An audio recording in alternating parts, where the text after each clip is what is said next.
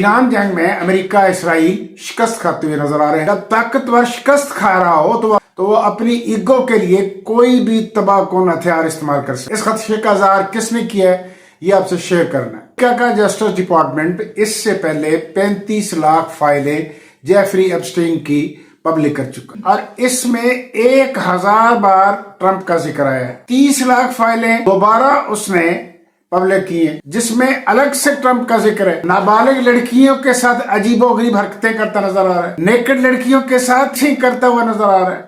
बेशुमार उसके illegal acts हैं। पीआई को कोई सबूत नहीं मिला। सुप्रीम कोर्ट बेबस है, सेनेट और कांग्रेस बेबस नजर आते हैं।